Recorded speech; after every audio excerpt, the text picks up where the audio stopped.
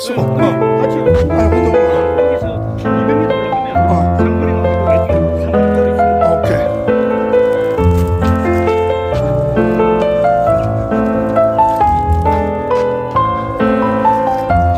그 말이 있었는데 말이 없느냐고 이렇게 하는데 그 훈민정음이라고 하는 것도요 굉장히 의미가 깊습니다.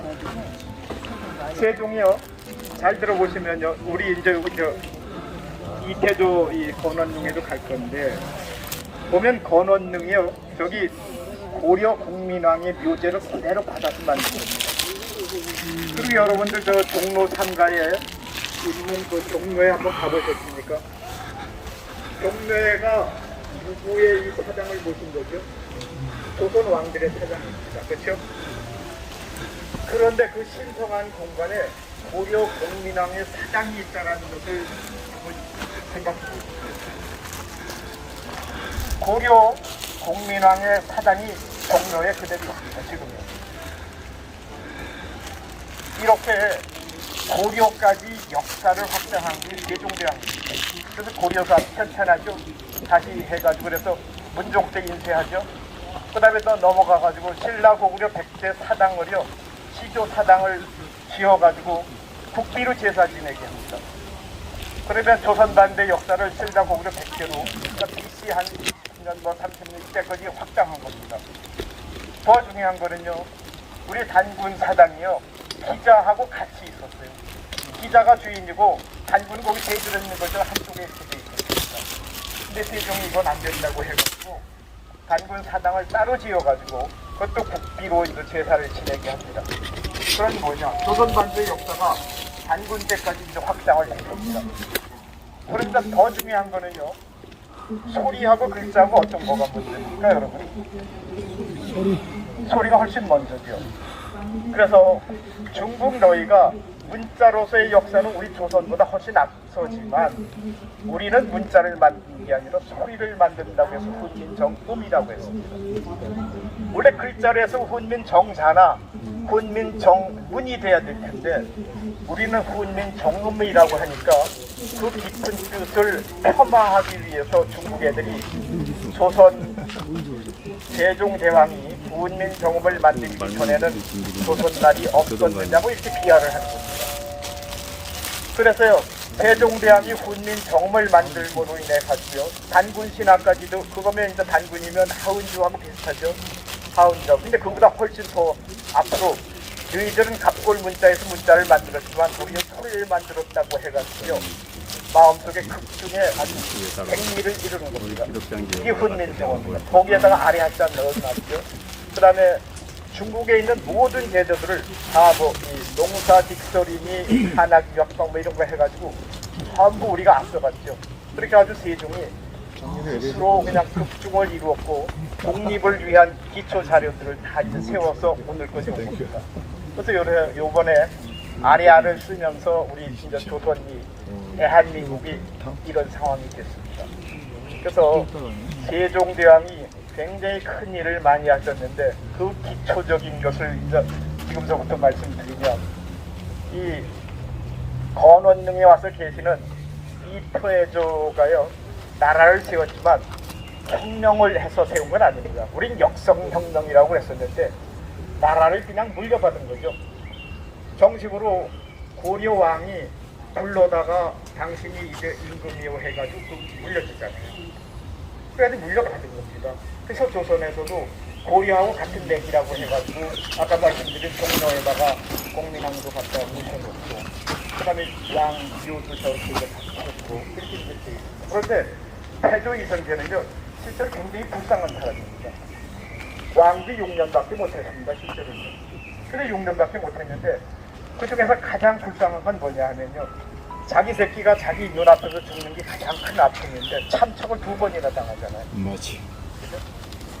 그러니까 자식이 죽으면 가슴에 묻는데 태조는요 자기 눈앞에서 직접 심지어는 맞아 죽잖아요. 맞아 죽는 자식까지도 자기 가슴에 묻어야 됐었는데 그렇게 참척을 당했고 본부인은 같이 합장도 못하고 지금도 개성에 있습니다. 묘가. 그래서 우리 조선 왕릉이 다 지금 세계문화유산으로 되어 있는데 개성에 있는 태조 이성계 전 부인이죠. 그러니까 방원의 어머니는 우리가 지금 관리 못하고 잘은 모르지만 아마 그 우리 세계문화유산 관리비에서 그쪽에다 관리비를 줄 겁니다. 정확하게 이거 아직 뭐 밝혀진 것은 제가 이제 확인을 못했는데 분명히 그렇게 될 겁니다. 그래서 왕릉이요 전부 해가지고 119기가 있는데 능하고 원하고 묘라고 그렇게 얘기를 합니다. 그래서 왕이나 왕비는 능이고 그보다 조금 낮으면 이제 원이고 그다음에 묘라고 들립니다. 그래서 연산군 묘 이렇게 하지 않습니까? 그 이제 단계가 세 단계 이렇게 낮은 겁니다. 그래서 방원이 때문에 이 조선이 굉장히 튼튼하게는 되어 있지만 태조 이성계의 가슴에는 방원이 못을 박는 것가 참 많습니다. 여러분 여기 정릉에서 오신 분 계신지 모르겠는데 정릉은 계비가 그러니까 태조의 계비가 묻혀 있는 것이 정릉이죠. 근데 원래는 저 MBC 문화방송 있었던 경향신문 지금 현재 자리 경향신문이 있었던 그 정동이 그 정릉하고 같은 그런 그 맥을 가지고 있습니다. 거기가 원래 신덕왕후의 묘비였었습니다. 묘소였었습니다. 그래서 태조가 거의 매일 거기를 왔다 갔다 하면서 거기에 굉장히 신경을 많이 썼는데 태종이 즉위를 하면서 그 묘소를 그냥 없애버리는 겁니다. 그래가지고 거의 없애고 그 묘석에 쓰였던 돌들을 광통교에 있는 그쪽에다 갖다가 광통교 놓을 때 다리 조석으로 쓰기도 하고 뭐 이렇게 했었거든요. 그런데 왜 이렇게 했었느냐 하면 처음에 1932년에 태조가 이제 왕이 되는데 1391년에 자기 엄마가 죽지 않습니까? 개성에서요. 그래가지고 실제로는 첫 번째 왕비는 정릉에 있는 신덕왕후입니다. 신덕왕후임에도 불구하고 장자 상속을 하지 않았다고 해가지고 이 방원이가 다 척살을 하는 거죠. 형제를 다 이제 죽여버리는 거죠. 그러고 이제 딸 하나 있었던 분은 이제 절로 들어가고 그러고 나서 자기 두 번째 형 정종이 이제 등극을 하게 되는 겁니다. 그래서 이런 그 아픔을 그대로 간직하고 있다가 1408년에 태조가 이제 생활을 하죠. 그래가지고 묘토를 찾다가 가장 좋은 것이 필지가 여기라고 해가지고 여기다 이제 1408년에 처음으로 왕의 묘소를 이제 세웠습니다. 그런데 왕의 묘소를 세우고 나서 계속 이제 왔다 갔다 하다가 마지막으로는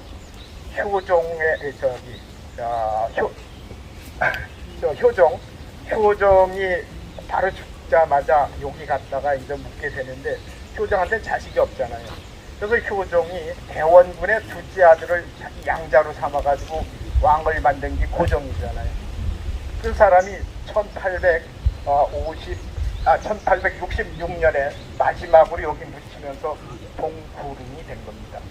그전에는 동칠릉, 동오릉 이렇게 했었는데 동구릉이 된 거는 그래서 고종의 아버지 때문에 이제 여기가 이제 그렇게 된 겁니다.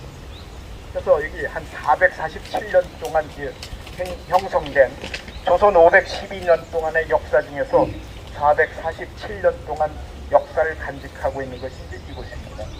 그래서 제일 처음에 가서 보시면 이 태조의 이 무덤을 보실 때는 다른 분들은 왕비하고 거의 이렇게 같이 되어 있습니다. 그래서 혼자만 있습니다. 그래서 혼자라고 그래가지고 단능이라고 그럽니다. 단능. 혼자만 있다고 그래가지고. 둘이 있으면 쌍능이고 셋이 있으면 삼연능인데 여기는 그래서 단능, 쌍능, 삼연능이 있는데 삼연능은 조선 왕조를 통해가지고 딱 한 번밖에 없는데 이게 바로 여기입니다. 그래서 요거는 조선 왕조의 역사뿐만 아니라 왕제 예의 같은 것을 다 검토하고 여러분들이 눈으로 확인하실 수 있는 그런 곳입니다. 그래서 가장 중요한 그 태조 이성계 등을 보실 때 다른 거 여러분들이 없어요. 지금 어디 가면 뭐 해설하는 사람들이 뭐 이 곡장이 어떻고 문인석이 어떻고 뭐 저렇게 하는데 그거보다는 숲을 보고 가시는 게 훨씬 더 중요할 것 같습니다. 나무를 보면은요 나중엔 다 기억도 안 날 텐데 숲을 보시면 이게 어떻게 구성되어 있나를 여러분들이 아실 수 있을 겁니다. 그래서 이성계가 죽고 나서 태조의 능, 건원능을 거기다 만들고 나서 아버지를 생각한다고 해서 거기다가 이 이제 이 잔디를 묘소에다가 한 게 아니라 저기 있는 갈대를 갖다가 무덤을 갈대가 이제 아주 특이한 그런 거죠. 그래서 이 건원릉은 역사적으로 봤을 때는 가장 기도 하고 좀 다른 모습으로는 이제 단릉이라는 곳이고 그 다음에 갈대로 되어 있다는 이것만 여러분들이 기억하시면 상당히 이해하시는 게 빠를 것 같습니다. 그러고 나서 또 어떻게 생각하면 조선을 열기는 했지만 가장 무능한 왕이기도 합니다. 어떤 고려에 자기 무덤까지도 고려 것을 그대로 받아 있고 그 다음에 자기 자식들이 자인들이 뭐 죽고 죽이고 하는 것을 봤었던 태조 이성계의 그런 그 모습을 보시고 그 옆에 보시면 선조의 능이 있습니다. 선조야말로 또 무능한 임금 중에 하나였었는데 그래서 선조는요 자기하고 그 다음에 두 왕비를 능이 이름은 같은데 그 능을 하나 둘 세 개로 해가지고 묘를 세 개로 이렇게 했습니다. 능을 세 개로 해가지고요. 그런데 한 자리다 모신 게 아니라 따로따로 해놔서 그걸 삼연승이라고 하지는 않습니다. 그래서 셋을 이렇게 모셔놨고 그 다음에 조금 내려오면 문종의 저기 능이 있습니다. 근데 문종도요 굉장히 참 불쌍한 이 왕 중에 하나입니다. 문종이 세종이 오래 사셨잖아요. 그 다음에 맨날 공부하고 그러니까 세종이 죽을 때까지 효도를 해야 되는데 효도하는 방법이 무지하게 어려운 거잖아요. 노인네가 잠도 안 자고 그러니까 세종이 맨날 아버지보다 늦게 자야 되고 아버지보다 일찍 일어나야 되고 그런데 여기서 가장 무슨 문제가 이제 생겼느냐 하면 첫 번째 세자 빈을 봤는데 세자분이 하도 이 남편이 안 오니까 이 남편이 내 방에 좀 오라고 뭐 하늘을 봐야 별을 따든지 어떻게 하든지 뭐 그렇게 할 거야. 그래서 이제 굿을 합니다. 갱이라고 해서 굿갱이를 했는데 그게 들통납니다. 그랬더니만 세종이 어떻게 이 지엄한 왕실에서 그런 굿갱이 같은 걸 할 수 있느냐 해가지고 쫓아내는데요. 세종한테는 트라우마가 있습니다. 여성에 대한 트라우마가 있습니다. 자기 엄마가 굉장히 무서운 사람이거든요.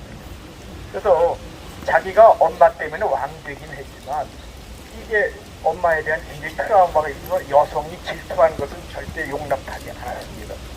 그래서 첫 번째 며느리를 굿했다는 그 이유로 해가지고 쫓아내잖아요. 이제 그 다음에는 두 번째 며느리를 봉씨 집안에서 봤는데 한술 더 듭니다. 이건 정말로 여기서 뭐 여성분들 계시는데 말씀드리기도 굉장히 거북할 만큼의 그런 내용이 시아버지가 그걸 얘기를 해가지고 실록에 그대로 다 있습니다.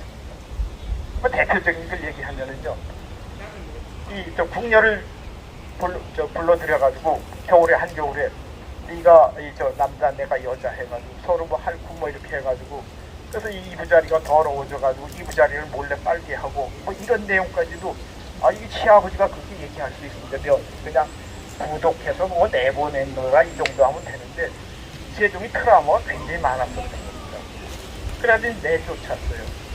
그러니까 이게 갈수록 더 문제인데 그러니까 세자의 이 빈이 없으니까 그래 어떻게 했느냐. 그래서 옆에 있었던 후궁 중에 하나를 정실 왕비로 맞아들이는데 원래 후궁을 정실 왕비로 맞아들이는 그런 제도는 없었습니다.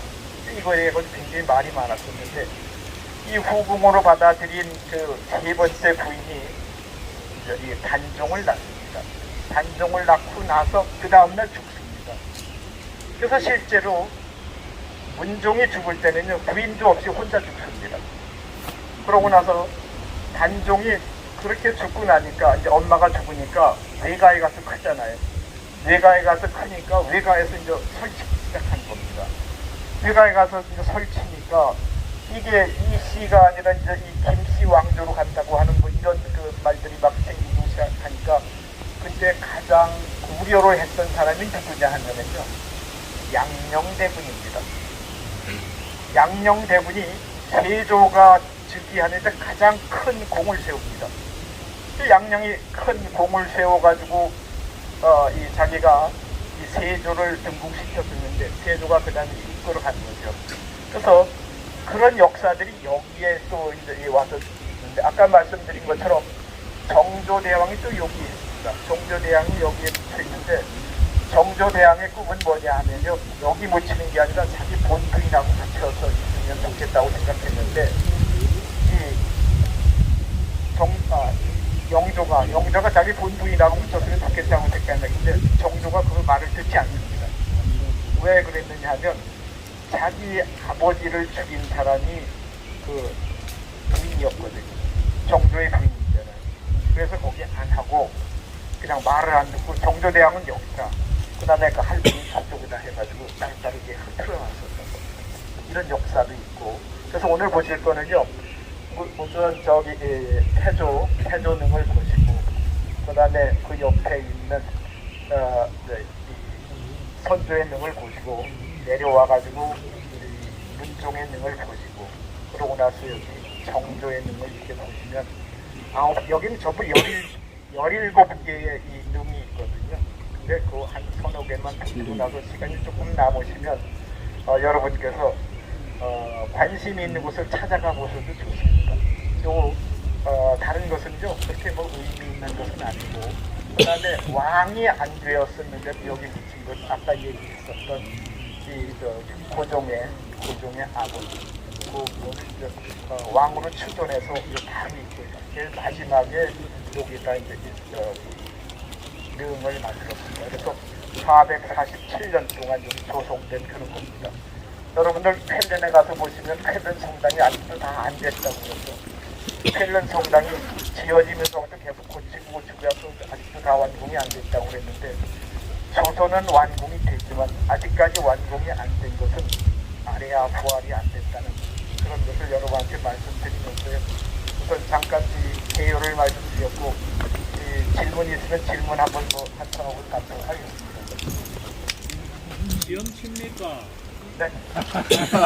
시험 봅니까? 긴장을 바짝 해가지고. 어떻습니다. 아, 이거 아주 보여주고 그럼 천천히 걸어가지고요. 저쪽에 한번 해줘.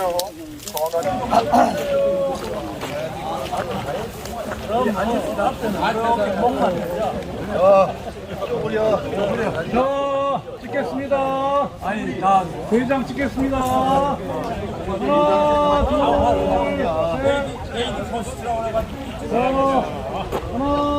둘, 셋. 파이팅. 자, 하나, 둘, 셋. 파이팅 한번 할까요? 네. 파이팅. 저기 하나, 저기 있지. 하나, 둘, 셋. 파이팅. 들어오시오. 그리고 자동이야? 자동. 리모컨으로 하는 거. 하나, 둘, 셋. 파이팅.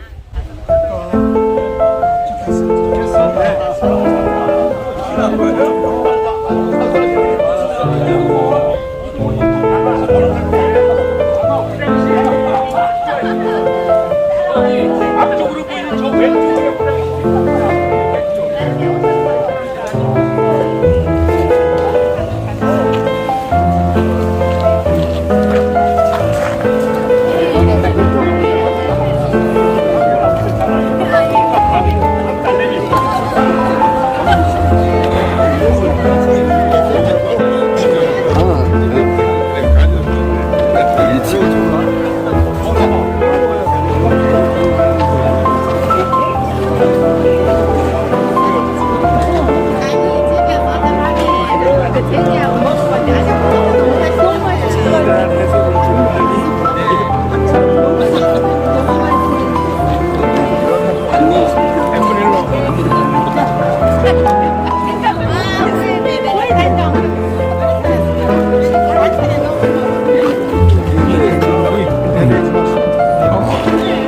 그래서 그 행사 오선민도 왔대? 아, 추운데. 그럼 빨리 갈게.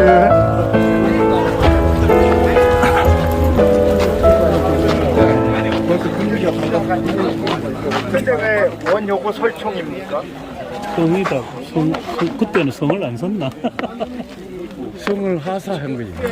왕이 하사하면 원효하고 설총하고 왜 성이 다릅니까? 방이 하사하면 되죠. 방이 하사. 성을 하사. 돌고 좀 비싸네요. 이거만 좀 빠르게. 뭐저 우리들끼리만 있는 게 어때? 대콩들도.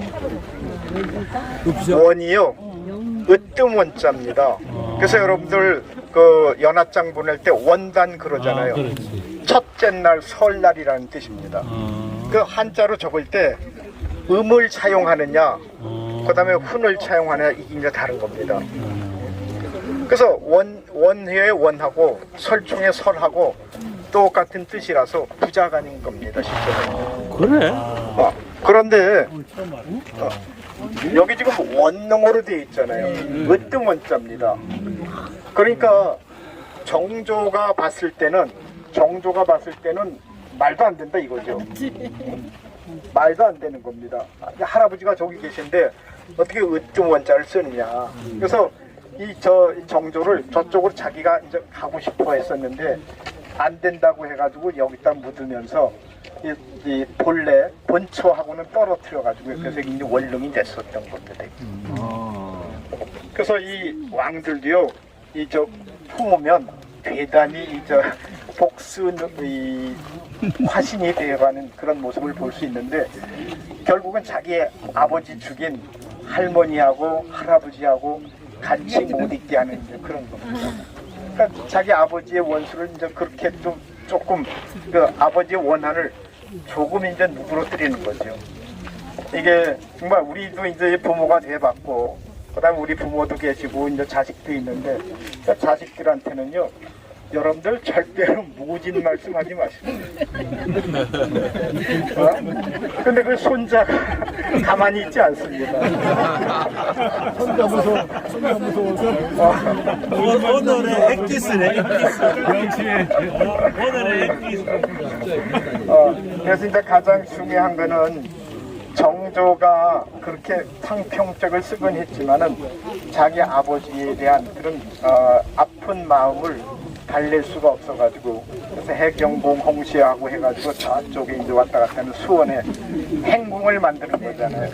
그 행궁 때문에 이제 했는데 그 행궁의 역사를 보면 굉장히 또 아픈 마음들이 많이 이제 우러나게 돼 있는데 우선 여기 보시고요. 저 건원릉으로 한번 천천히 가실게요. 네. 잠깐만요. 여기서 단체 사진 또 한 장 촬영해주세요. 사진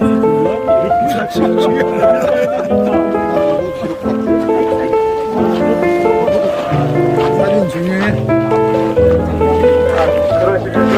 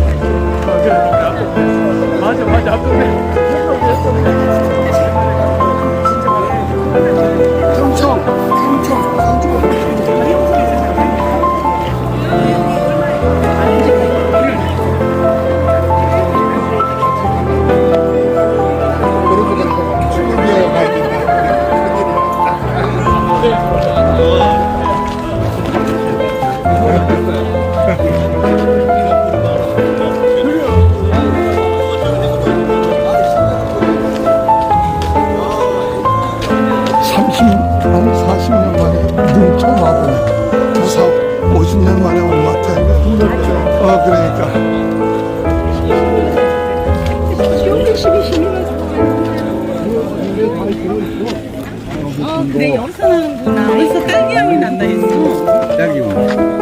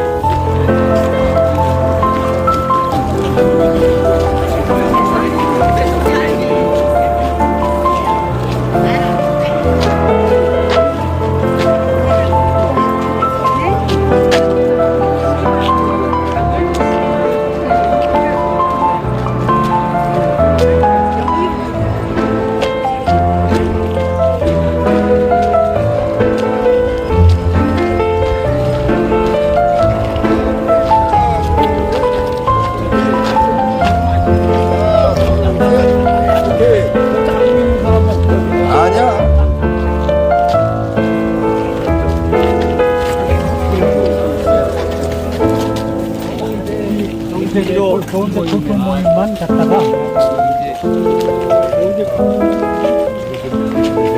아니 뭐 저 그런 거 아닌 게 최근 좀 이런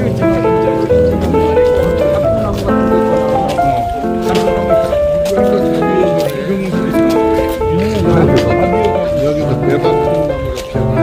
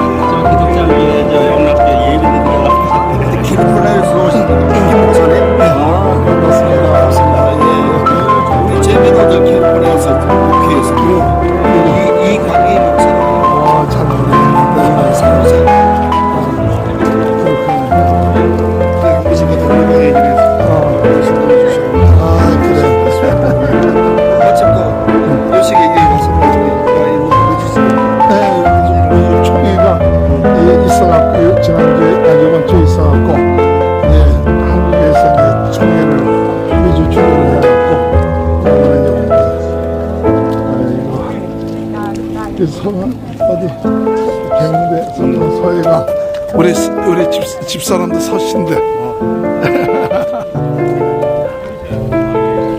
걔는 김씨지 뭐. 지금 김씨. 우리 여동생이 지금 여기 재배하고 지금 한국 나와 있는데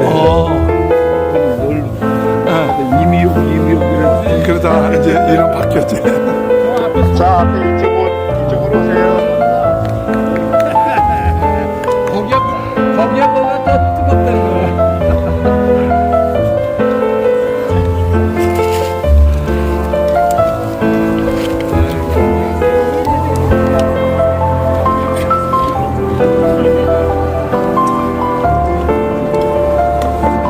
자, 이쪽 여기서 보세요. 저쪽이 보입니다.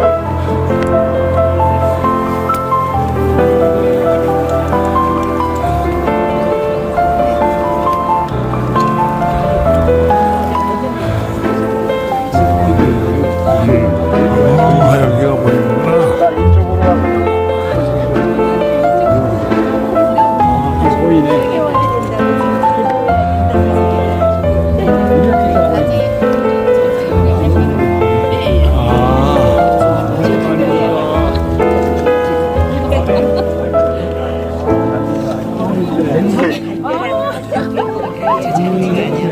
거기서 뵙다가 여기서 뵈니까 모르겠어요. 어디 뵌것 같기도 하고.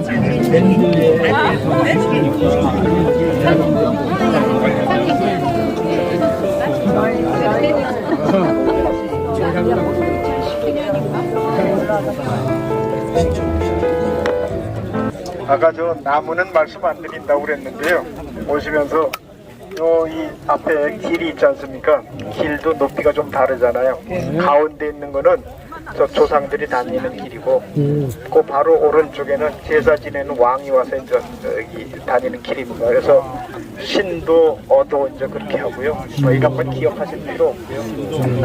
그다음에 오면 저 앞에 홍살문이 있죠. 홍살문이 저 앞에 축구에도 있었고 여기도 있었는데 그분이 저기 홍살문은 신성한 곳이라고 해가지고 여기서 함부로 하지 말라는 거고, 그 다음에 맨 처음에 들어올 때 이 금도가 있었죠. 금천교. 그러니까 금천교에서는 말 다 내리고 이제 거기서부터 이제 걸어서 댕기고 이제 그런 겁니다. 금천교는 여러 군데 있죠. 여러분들 가장 금천교 중에서 여러분들이 즐겨서 가셨던 곳이 아마 금천교 시장일 겁니다. 어딘가 잘 모르시죠? 몰라요. 소위 말하는 서울의 서촌이라고 하는데 서촌 시장 있죠? 이게 원래 금천교 시장입니다. 서촌이라고 하는 말은 없습니다. 근데 그냥 우리가 최근에 와서 서쪽에 있으니까 이제 서촌 하는데, 그런 것처럼 금천, 거기서부터도 그 금천을 이제 건너서 왕궁에 들어가는 거니까 말도 다 내려야 되고 자빈들도 거기 오면 안 되는 겁니다. 근데 여기 이 스시라고 한 것은 아까 말씀드린 것처럼 저 봉분 위에 보면 잔디가 아니잖아요. 아니네요. 그래서 함흥에서 갖다 이제 심은 걸로 되어 있고요. 그 다음에 요 앞에 바로 보이는 바윗돌 있죠? 바윗돌. 저기 이제 예감이라고 해가지고요. 거기다가 이제 충문하고 제사 지내면 지방 있죠? 그 이제 거기다 이제 태우는 그런 거죠. 예감. 그 다음에 여기 보시면은 요 집 있죠? 요 집은 임금이 와가지고 제일 처음에 이제 여기서 이제 인사를 하고 가는 겁니다. 내가 이제 왔습니다. 해가지고. 그래서 옷도 갈아입고 하고 나서 이제 그렇게 하는 거고. 그래서 여기서 이제 제사를 지내는 거고. 그래서 저기서부터는 이제 전에는 저기 위에 가서 이제 뭐 다 구르고 이제 놀고 그랬었는데 요즘에 이제 그걸 못하게 하는 거죠. 이게 이제 세계 문화유산이 된 겁니다. 그래서 세계 문화유산 중에서 우리 대한민국 땅에 없는 저 개성권을 빨리 우리가 갈 수 있어야 되는 건데 못 가서 아주 한스럽습니다. 이 다음에 10년만 기다려. 그 다음에 통일될 때 한번 누가 통일을 시키는 거야? 맞아요. 그때 한번 굿. 그래야지. 키웠어. 그래서 저 위에 있는 또 뭐 어떤 사람이 문인석이 있는데요. 아직까지도 이제 그런 사상이 좀 남아 있는데 문인석이 조금 위에 있고 무인석은 밑 아래에 있습니다. 그러니까 국방이라는 개념이요 우리가 없었는데 우리 다 이제 이 저기 국가의 간성이었었잖아요. 우리가 얼마나 중요한 인원들입니까? 이 아마 남북 통일이 되면 여기 계신 여러분들이 다 주인공이 될 텐데 그때까지 좀 건강하시고요.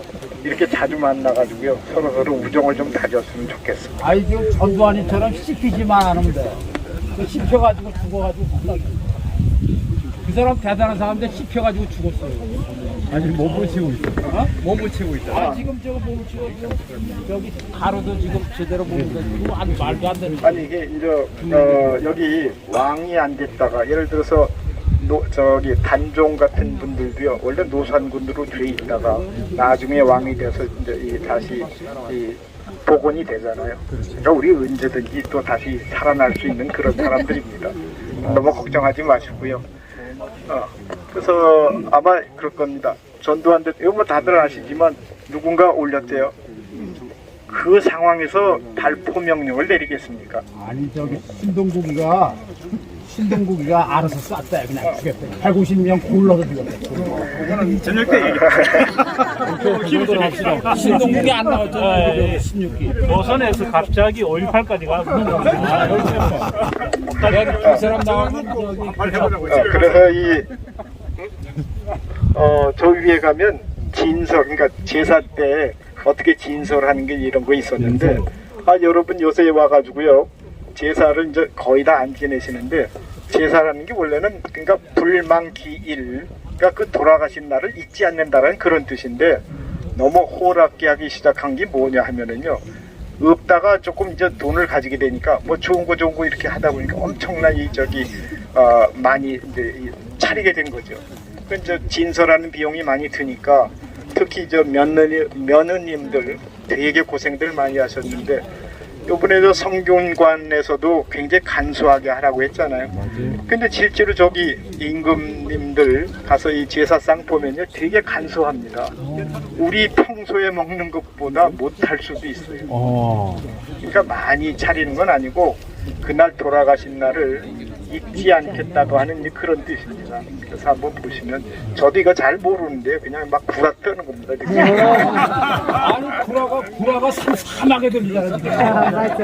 뒤에 쑥 들어가죠. 예, 저 현수막 있는 데로 가서 또 한 번 찍는데 이번에는 사모님들이 앞쪽에 나와서 찍는 걸로 하겠습니다. 그렇지. 여기 꽃이 그냥 있어야지. 남자들은 저 위로 올라가. 이 말이 남자들이 그렇지. 그래야지. 맨날 그냥 주는 소리가.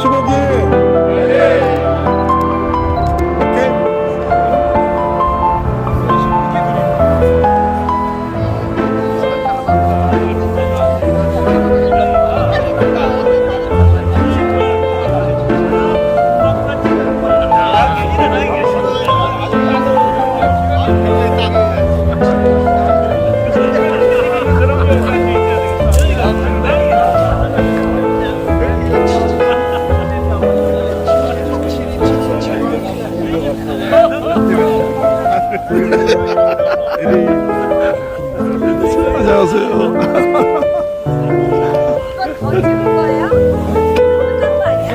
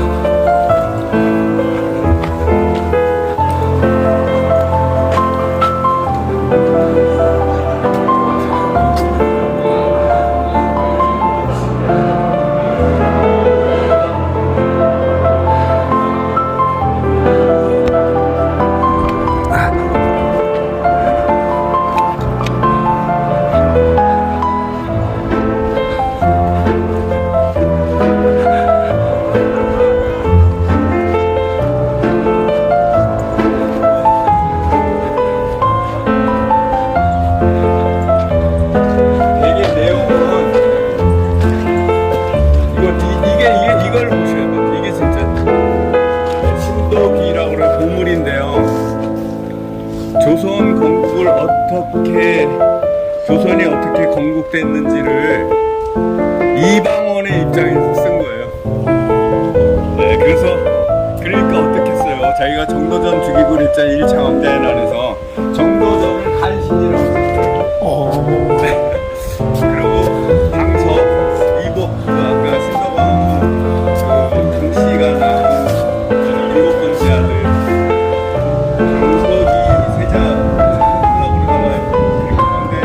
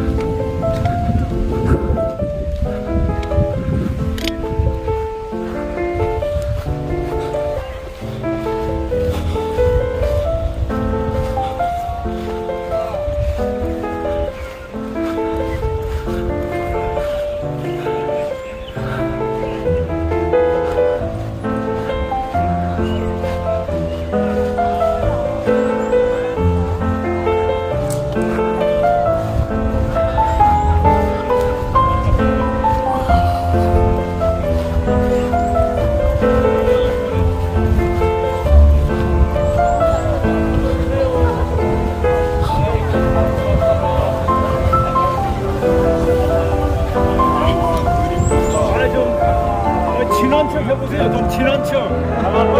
그렇지, 그렇지. 오케이. 그렇지. 하나, 둘, 셋. 노라이.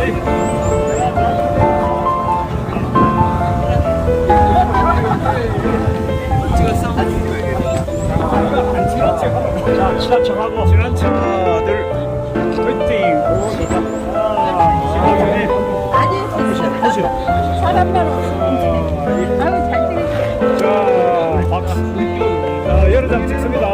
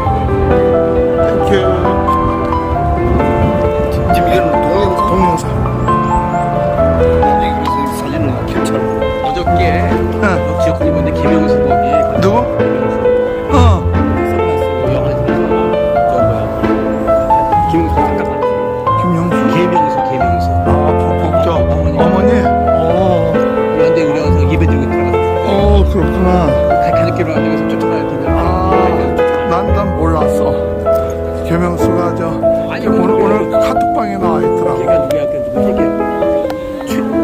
최상주가 그걸 보여준 거야. 78날에 내가 어디 가 있었거든. 가가지고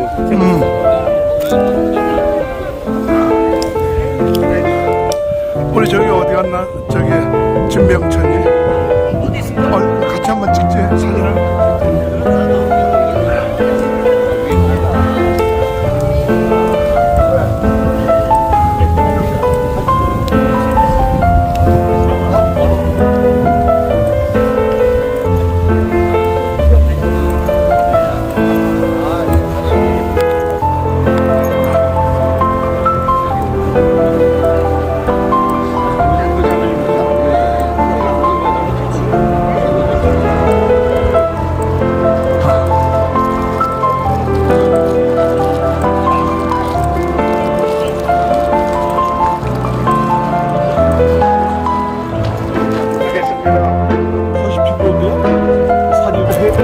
LA에서 왔는 분인데.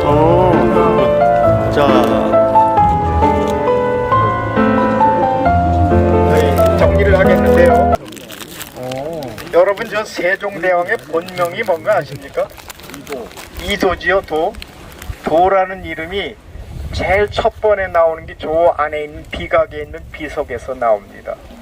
권근이라고 혹시 그 후손이 있을지 모르는데 권근이가 이제 써가지고 거기에 이도가 나와가지고요.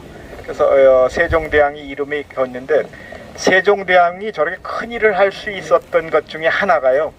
세자가 아니어서 큰 일을 할 수 있었습니다. 근데 세자가 아니었기 때문에 자기 소위 말하는 빚진 사람이 없는 거예요. 자기하고 친한 사람이 없는 거예요. 와서 아양 떠는 놈이 하나도 없었고 자기는 세자 돼가지고 금방 18일 만인가 이 저 왕이 되잖아요. 그러니까 이게 자기한테 아양 떠는 놈이 하나도 없으니까 자기는 마음대로 할 수 있었던 거죠. 그래서 양녕대군이 대군이었을 때 그런 말도 하잖아요. 내가 너 기억하고 있어. 그건 무슨 뜻이냐면 내가 왕 되면 너 죽일 거야 하는 그런 말이잖아요. 그 말을 떼고 해가지고 태종이 그냥 노발대발 하잖아요.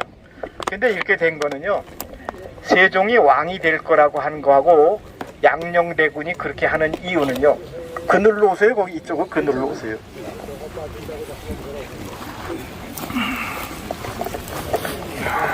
양녕은 살기 위해서 그렇게 했습니다. 그러니까 양녕이 살 수 있는 길은요.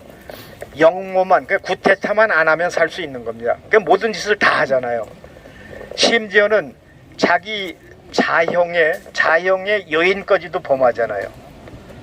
그런데 왜 그러냐 하면 그때 왕이라고 하는 것은 영모만 안 하면 되는데 세자였을 때 그런 일을 하는 것은요. 이 2차 왕자의 난 때 이 태종이 그러니까 이방원이 말을 타고 갔는데 그 부하들하고 같이 갔는데 말만 돌아온 거예요.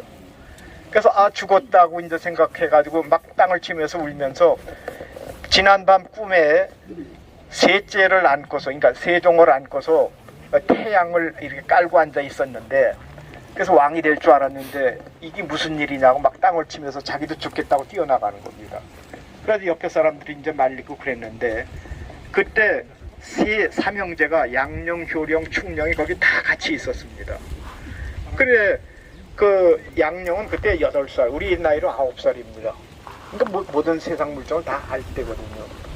그래가지고 이거 하다 보니까 아버지의 뜻도 자꾸 그렇고 아버지도 뭐 하면 혼내고 그러니까 나는 왕이 아니로구나 하는 생각을 가진 겁니다. 그래서 살 수 있는 방법으로 자기가 뭔가 그 나쁜 짓을 당하는 겁니다. 안 그러면 자기가 어떻게든지 이제 없어져야 되는 그런 판국이니까. 그래서 양녕은요 조용하고 저 왕실에 무슨 문제가 없으면 지가 문제를 일으킵니다. 왜 그러냐면 옆에서 와서 이 거사하자고 뭐 이렇게 하는 놈들이 있을까봐. 그래서 양녕 근처에는 아무도 안 가는 겁니다. 그래서 세종이 그렇게 이 왕이 될 수 있도록 양녕이 이제 도와주는 거죠. 그래서 양녕이 보니까 저기 아까 얘기한 것처럼 단종한테 가 있는데 이게 이시왕조가 아니라 김시왕조가 될 것 같으니까 이거 말도 안 된다 해가지고 그래서부터 이제 세조를 이제 도와주기 시작하는 거죠. 그래서 세조가 다시 이제 왕이 되는데 어떻게 생각하면 세종이요 자기도 삼남이잖아요. 그러면 유능한 아이한테 왕을 물려주겠다고 해가지고 갔으면 우리 조선이 엄청난 나라가 됐을지도 모릅니다. 그런데 거기서 그냥 장자한테 물려주고 난 뒤에 장자가 해가지고 2년 6개월 만인가 죽잖아요. 2년 3개월. 그게 막 이제 이게 흔들리는 겁니다. 이게 흔들려가지고 그 흔들리다 보니까 조선 끝에까지 막 왕권이 흔들리기 시작해서 밑으로 내려가면 내려갈수록 점점 더 못한 왕이 태어났었는데 조선이 그때 윤석열 같은 기가 찬 사람이 하나 나타났으면 다시 조선 부흥이 됐을지도 모르지만 대한민국도 우리 뭐 저 농담 삼아 그렇게 했잖아요. 저 대통령들의 이 학력 수준이 다 내려가가지고 점점 더 돌만 된다고. 근데 처음으로 이제 이런 반전이 일어났는데 아마 대한민국은요 영원할 겁니다. 여러분 힘내시고요. 우리 저 무능했던 선조능으로 한번 가보십시다.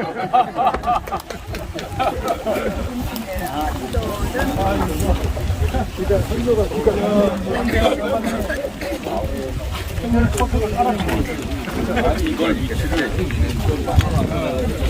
이길 것 같다 없네.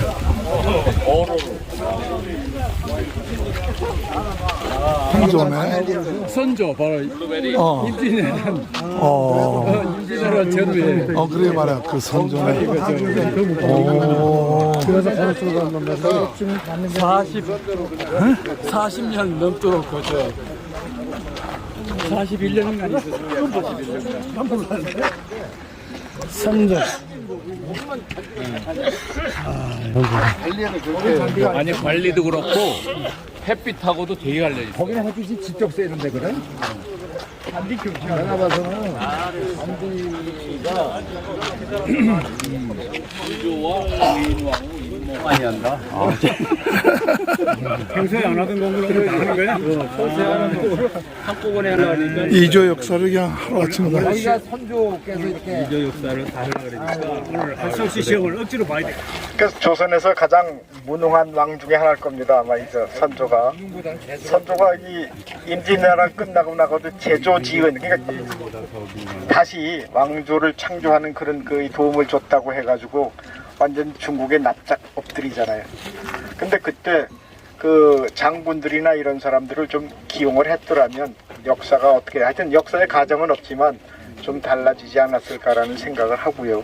근데 여기 이 선조 이 릉의 특색은요, 다른 데는 한 군데 왕이 하나 둘 세 개 같은 묘토에 있었는데 여기는요 묘가 그러니까 능이 따로따로 떨어져 있는데 능 하나로 치는 겁니다. 세 군데 있습니다. 이렇게 해가지고요. 다른 데가 좀 특이하죠. 그래서 이게 또 다른 능제에 하나 있어. 그래서 여기는 꼭 이제 와보시라고 하는 이제 그런 뜻이었었습니다.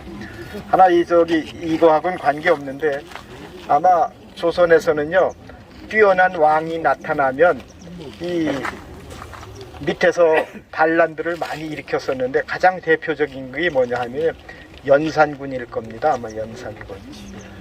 여기 저 왕의 남자 보신 분 계십니까? 거의 다 보셨죠? 다 봤죠.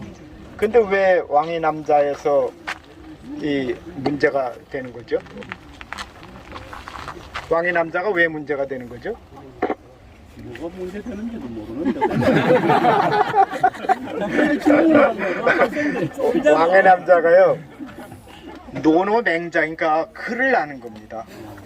글을 알아요. 근데 거기 영화에 보면은 언놈이 그 묘사해가지고 필사를 하는데 모방을 해가지고 갖다 막 방붙이죠. 이 글을 아는 겁니다. 천하디 천한 이 광대라는 놈이 글을 아는 겁니다. 그런데 세종은 그거보다 70년 전에 글자를 만들었잖아요. 그 세종이 보면 이건 엄청난 이 혁명을 한 겁니다. 근데 광대가 그렇게 글을 알았다고 했는데 세종이 만든 거는 누구나 다 알 수 있는 그런 글자잖아요.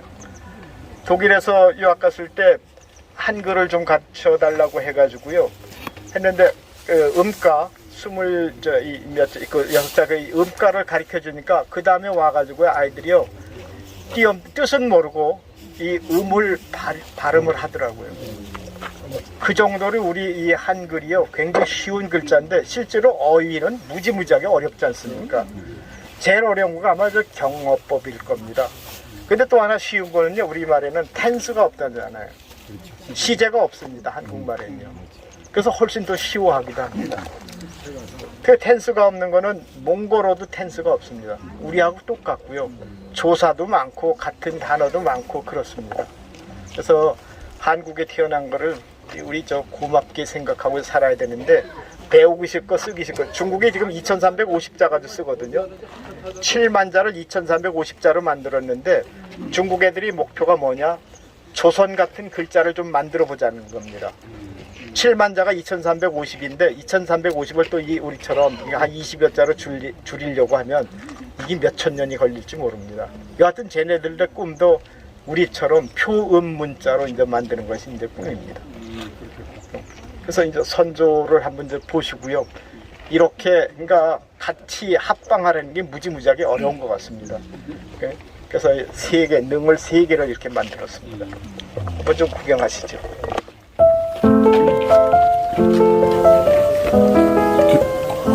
여긴 가운데 옆으로 가란 말이지. 옛날에는 지금 괜찮아 지금.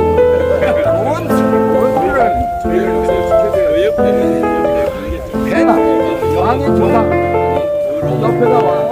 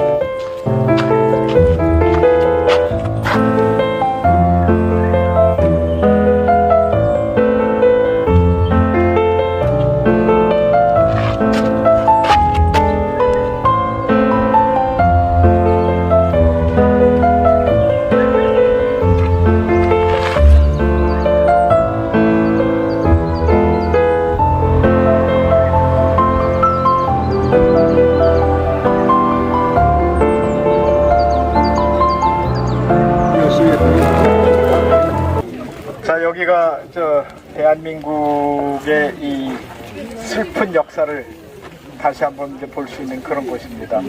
더군다나 자식하고 이 부모하고 그 사이에 있었던 건데, 그러니까 애비가 잘 되면 자식이 뭐 이 어려워하는 그런 거가 참 많지 않습니까? 그래서 잘난 애비들은요 자식한테 절대 그런 말 하면 안 될 것 같습니다. 근데 여러분도 조심하십시오. 집에 가서 다 잘나시는 분들인데. 맞아, 동의해요. 다 잘나네.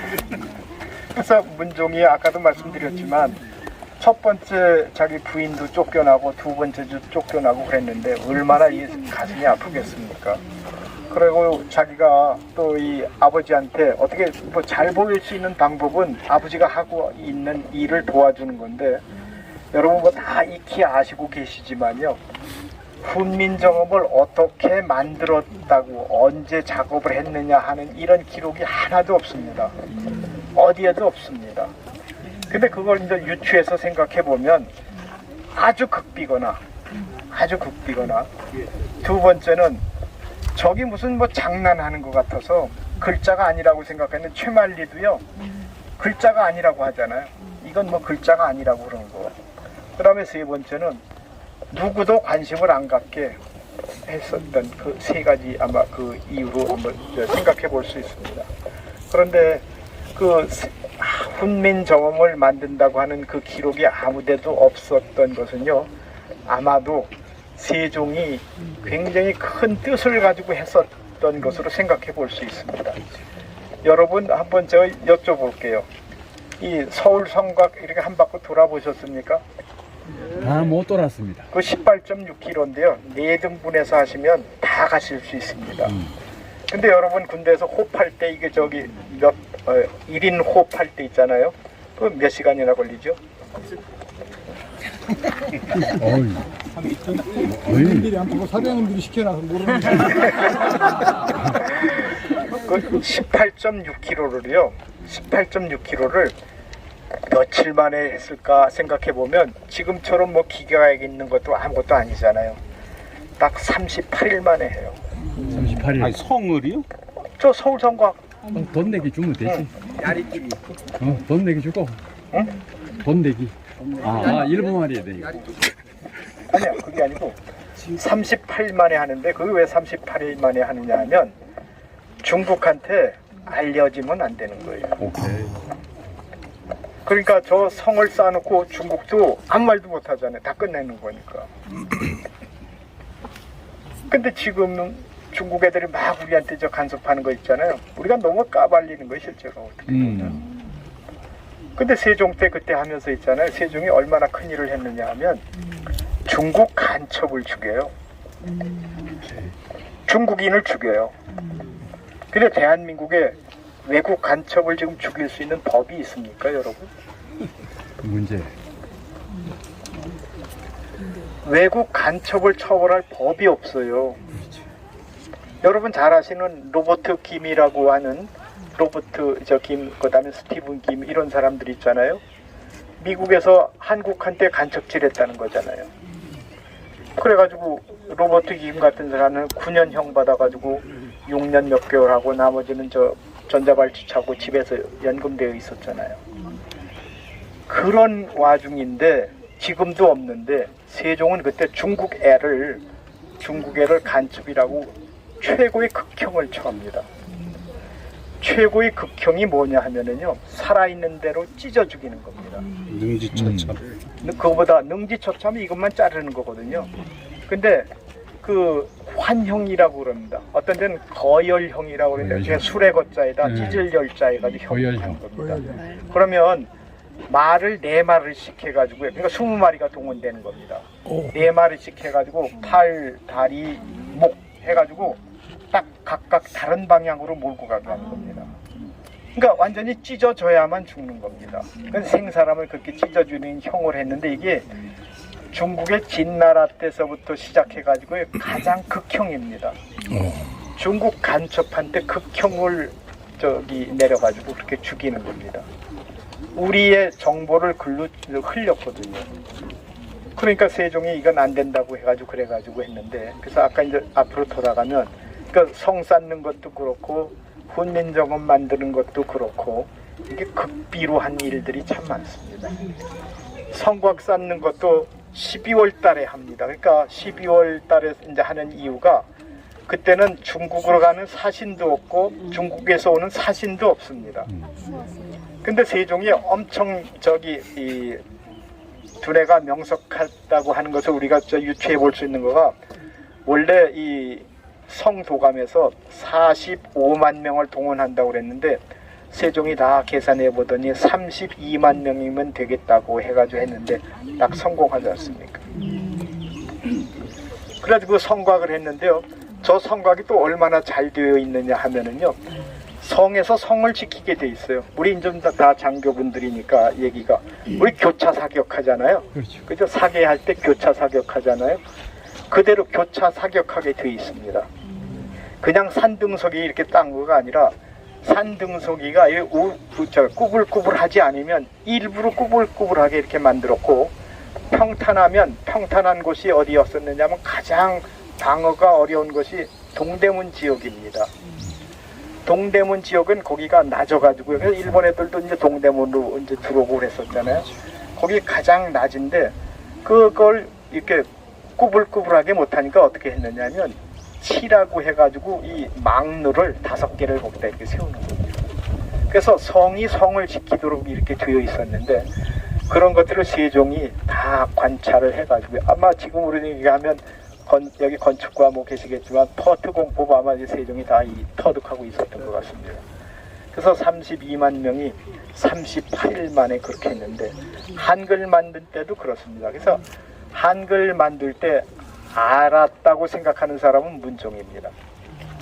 둘이서는 굉장히 많이 토론도 하고 얘기도 했다는 그런 기록들이 있는데 근데 그 글자를 만든다는 기록은 아무데도 없습니다. 그래서 문종만이 알 수 있었을 텐데 그 나라의 극비를 알고 있으니까 자기 마음이 굉장히 답답했을 겁니다. 그래서 아마 일찍 돌아가는 그런 원인이 되지 않을까 그런 생각을 해봅니다. 그래서 훈민정음이라고 하는 것을 만들면서 가장 큰 희생자는 문종이라고 그렇게들 이제 얘기들을 하고 있습니다. 그래서 훈민정음을 쓰시면서 여러분들이 매일 글자 쓰시면서요 문종 생각하시면 아마 가장 큰 애도가 될 거고 굉장히 좋아하실 것 같습니다. 그래서 이 문종이 자기 죽을 때 그러니까 부인도 없이 죽었으니까 굉장히 불쌍한 그런 분이고요. 그보다 더 불쌍한 게 단종이라고 그러는데 실제로 단종은요 외가에서 써가지고 커가지고 이쪽 왕가 그러니까 왕씨족을 받기는 했지만 모든 생활 습관이나 사고 같은 게 김씨 집안으로 가서 그래서 아마 그게 굉장히 큰 이 자기가 쫓겨나는데 큰 이 원인이 됐던 것으로 이제 얘기들을 하고 있습니다. 그래서 문종비 요거 보면 요거는요 우리나라 국조오례라고 하는 그런 법이죠. 법이 있는데 그거에 이 가장 원칙에 맞게 만든 이 능입니다. 그래서 여기 아주 표준인 겁니다. 표준. 뭐 다른 건 뭐 없이 똑같은데 저기 뒤에 있는 담 있죠. 그 곡장이라고 그러는데 담하고 문인석, 무인석 이런 것들이 좀 간촐하죠. 다른 데보다. 그렇게 돼 있는 뭐 그런 겁니다. 그래서 예나 지금이나 이 지도자들은 자기 백성을 생각해야 되는 것 같습니다. 궁금하신 거 있으면 질문 받도록 하겠습니다.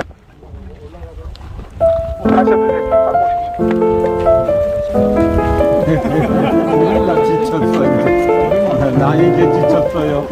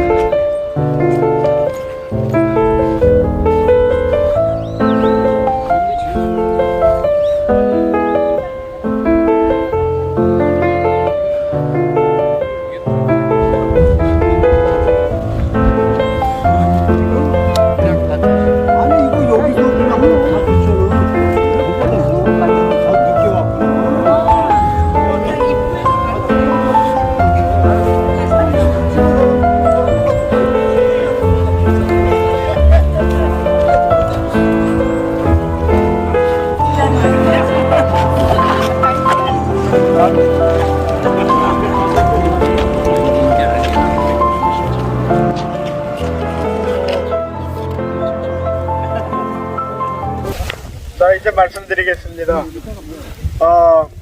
27명 왕이 계셨었는데 유일하게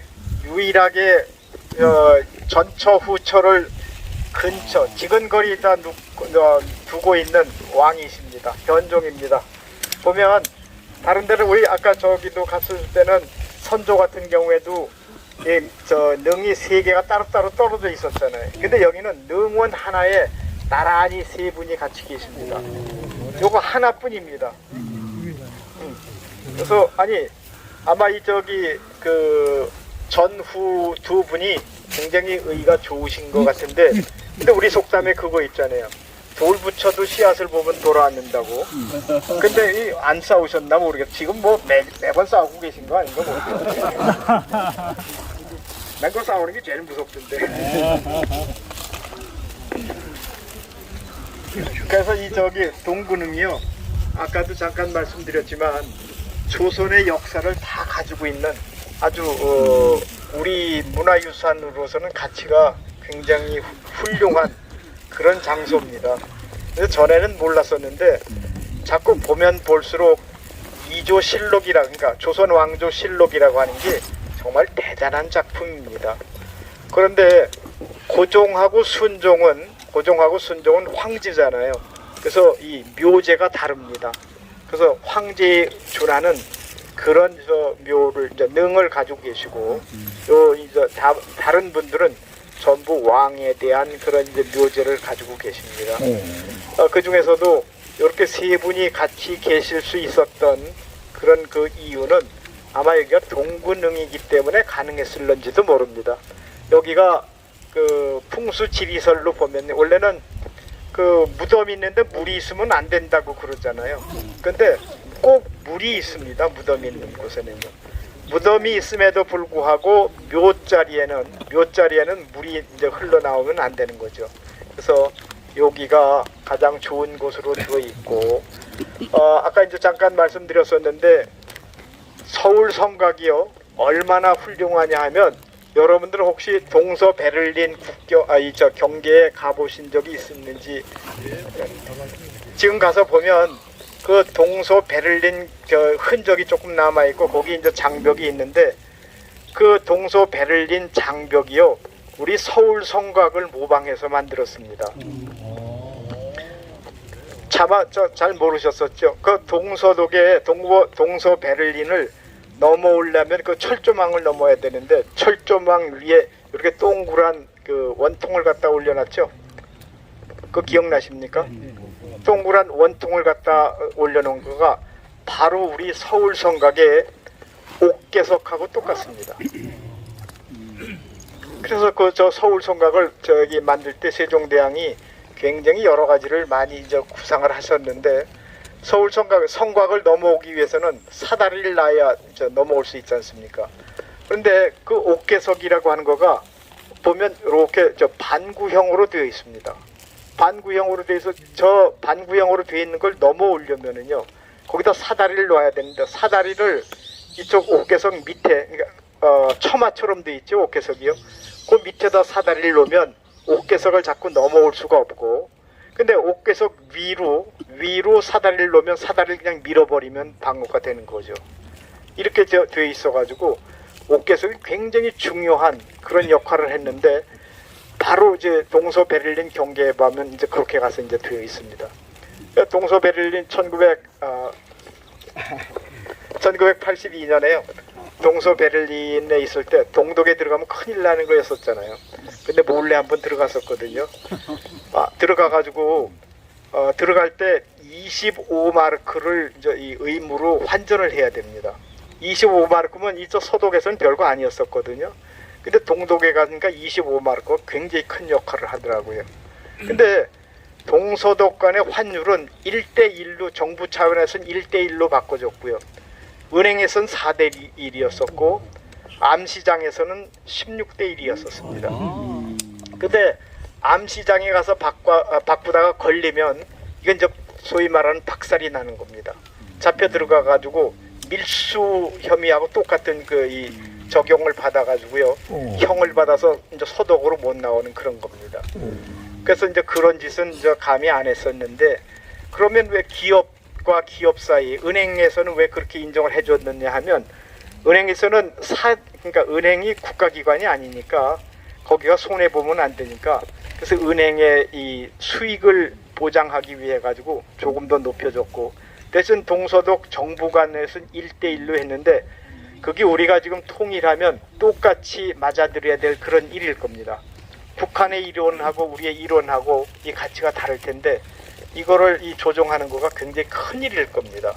그래서 그때 가봤는데, 서독에서는 버스 한 번 타는데 1마르크 50이었었는데, 거기 가니까 딱 10분의 1로 15펜이더라고요.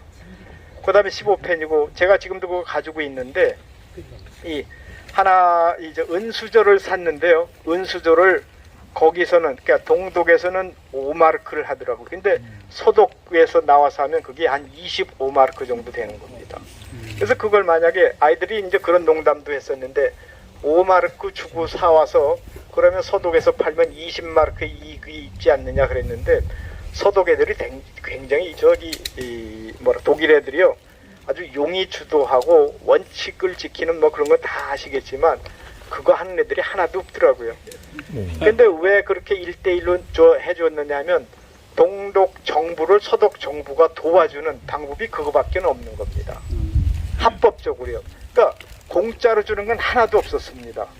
대신 동독에 들어갈 때 25마르크를 의무로 바꾸게 하는 것은, 25마르크를 저기 암시장이면 16대 1이니까 그거 하나면 얼마입니까? 250하고 150하고 하면 한 400마르크 정도, 400배 정도 이렇게 도와주는 거죠. 그렇게 도와주기로 했었는데, 우린 여러분 저 금강산 갔다 오셨겠지만, 금강산 갔다 올 때 아무런 혜택도 없이 우리 그냥 입경료라고 해가지고 저기 뭐 돈 내고 갔다 오셨죠, 그죠? 100불씩 냈습니다. 100불. 뭐 가서 보시면 아시지만 100불이 얼마나 큰 돈입니까? 그렇게 줬는데도 불구하고 우리 대한민국한테는 아무런 효과도 없고 이익도 없지 않습니까? 이런 것들이 결국은 이 대한민국이 북한한테 길을 잘못 들였다고 하는 그런 내용들이 될 겁니다.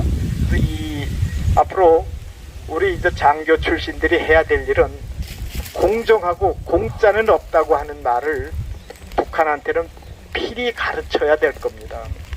북한은 뭐든지 그냥 공짜로 받으려고 하는데, 공짜로 받는 그 심리가 보니까, 제가 이제 중국에 가서 아까 아이들 가르친 것도 있었지만, 공부는 몽골에서 했지 않습니까? 몽골에 간 거가 1994년에 제가 이제 첫 번째 이 학위를 받았는데, 우리 나라하고 수교하고 나서 바로 가서 이제 저기 받았습니다. 근데 처음에 갔을 때는 먹을 거가 없어가지고요. 소위 말하는 여러분들 북한에서 줬던 양권이라고 하는 것을 있어야만 빵을 살 수 있었습니다. 근데 양권이 없으면은 돈이 아무리 있어도 못 샀는데, 그때 벌써 러시아는요, 암 시장에서 빵을 팔고 있었습니다. 그때 빵값이요 1불이었었습니다. 그래 어느 아줌마를 제가 부탁해가지고요, 집에 와서 한 달 동안 와서 청소해주고 빨래해주고 하는데, 월급이 딱 4불만 주면 됐습니다. 4불입니다. 그렇게 힘들게 살던 그 공산국가였었는데, 유일하게 피를 한 방울도 안 흘리고 자유화가 된 곳이 몽골입니다. 왜냐하면요, 누구나 다 똑같이 잘 못 살았기 때문에 그렇습니다. 여러분 한번 생각해 보시면요, 다 같이 잘 산다고 하는 그 말이 얼마나 모순이냐 하면요, 여러분께서 롤렉스 시계를 타고 계시면 다 롤렉스 차야 되는 겁니다. 잘 살게 된다면. 근데 없을 때는 그게 가능한데, 잘 살 때는 도저히 불가능하더라고요. 그 동베를린 갔다 왔더니만요, 소위 말하는 우리 저기 국정원에서 뭐 어떻게 알았는지 연락이 오더라고요. 그러더니 왜 갔느냐, 누구 만났느냐, 이유가 뭐냐, 이걸 해가지고 16페이지를 쓰라고 그러더라고요. 응? 그러니까 시급하고 그랬는데, 우리 북한하고는 너무 문을 많이 열어놓은 것 같습니다. 이제 햇소리 했고요. 그래서 이제 이 능을 보시면은요, 이 능에는 저렇게 3개가 있는데, 저 맨 왼쪽에가 왕이고 가운데가 이제 이 정비고 오른쪽이 이 계비고 그렇습니다. 아까 뭐 그거 가지고 이렇게 말씀들 하셨다고 그랬는데, 그러니까 왕이고 정비고 계비고 이제 그렇습니다. 거기 순서가 그렇겠고요. 또 하나는 이렇게 나란히 한 것도 있는데 상하로 이렇게 나눈 적도 있습니다. 상하로. 그러니까 이 부인이 좀 밑에 갔는데 요새 같으면 아마 이제 맞아 죽을 일일 거예요. 여러분들 이제 농담 하나 하면은요, 그 링컨이 게티스버그에서 이 연설했지 않습니까? 거기 하나 추가된 거가 뭔지 아십니까? 오늘 저녁에 제가 술 한 잔 드리겠습니다.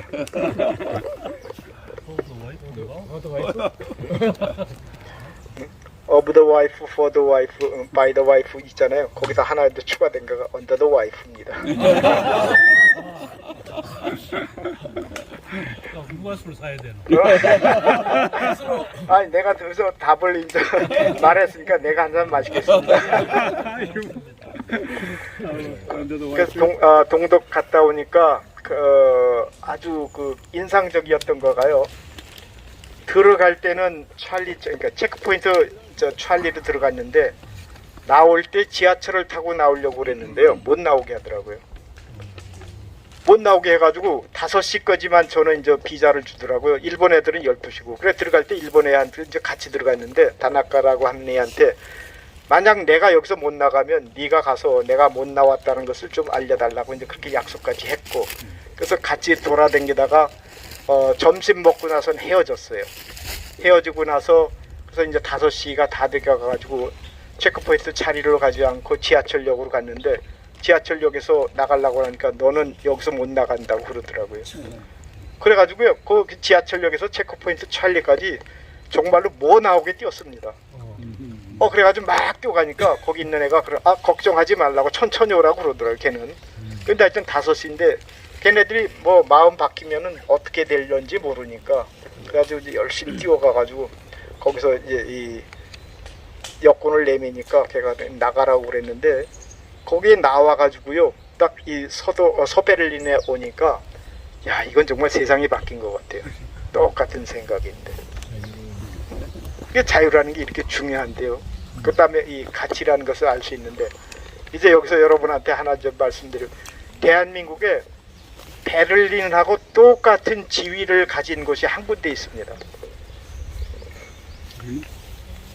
서베를린이요. 여러분 서독이라고 생각하셨죠? 서베를린이 서독이 아닙니다. 서베를린에서 의원 투표를 해도 그 사람들이 서독 의회에 와서 투표권이 없었습니다.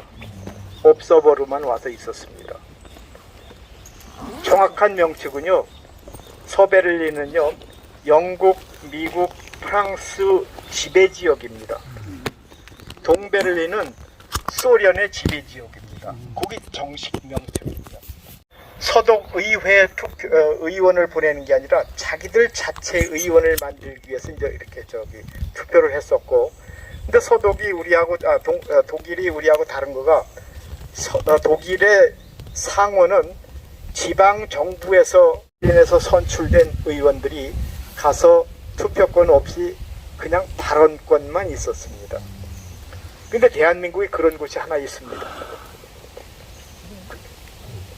굉장히 여러분들 그냥 간과해서 보시고 그랬었는데요.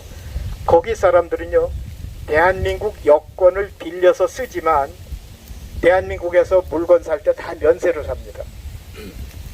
면세로 사고 군대도 가지 않고요. 자기가 학교 가고 싶으면 어디든지 외국인 자격으로 갈 수 있습니다. 대성동입니다. 대성동은요, 그 규약에 보면 입법, 사법, 행정이 다 있습니다.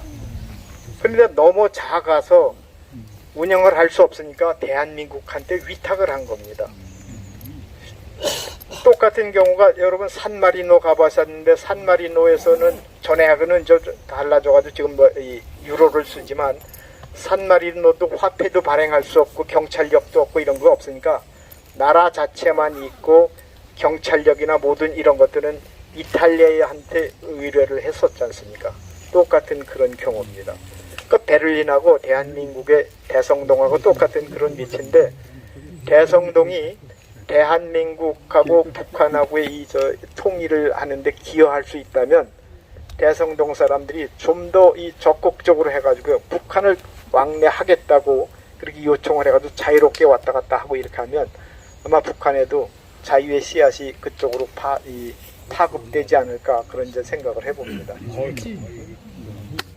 그래서 이 요새 문제가 되는 거의 이제 이 민통선 안에 있는 그 마을들이요. 민통선에 있는 그 마을들이 자기 땅이 아니지 않습니까? 그 땅 문제가 이제 앞으로 점점 더 크게 될 텐데 원래 우리 민법에 보면 20년 동안 자기가 점유하고 있으면 소유권을 주장할 수 없잖아요. 그렇지. 그런데 그 20년 동안 지금 넘었거든요. 근데 저건 주인이 있다고 알려져 있음에도 불구하고 누군지 모르고 이렇게 되어 있었는데 그런 복잡한 문제가 이제 우리 ROTC 15기들이 담당해야 될 그런 문제들일 겁니다. 그래서 자녀들이나 아니면 손자들한테도 이런 말씀을 해주시면 통일하는 데도 굉장히 많은 도움이 될 거라고 생각합니다. 어영부영했는데요. 이렇게 해. 어영부영 잘하는데. 그래서 이런 말씀들이 정말로 오늘 여기 와서 생각나는 그런 일들이었었고요. 우리나라에 가지고 있는 이 문화유산 중에서도 이 왕릉 119기에 대한 원묘 119기입니다. 119라고 기억하시면 될 거고요. 그 119가 있고 27명의 왕이 있었는데 왕에서 그렇게 파생된 그 능들이 119기라고 하는 것 그것만 기억하시면 될 것 같고요. 나머지 다 잊어버리시고요. 그 다음에 마지막으로 끝까지 이제 기억하실 거는요. 신현덕 얼굴 기억하시면 됩니다.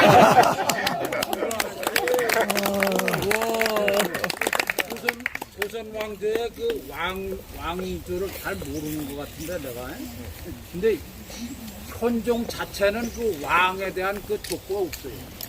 근데 그 태종태세 분단세 정선조 고선조 누구의 그 형이라고? 고종의 형이라고? 현종이? 앉으세요. 좀 이따가 정말? 얘기 좀 행사하고 갈게요. 현종은 있긴 있는데 큰 일을 별로 안 했죠. 별로 이름이 없었던 것 같아요. 16살에 죽었어요. 근데 만나질 못해가지고 알 수가 없어요. 모르는 게 당연해요. 한번 모임이 안 왔나? 성년에도 왔는데. 그래. 왔나? 아이고 수고 많았습니다.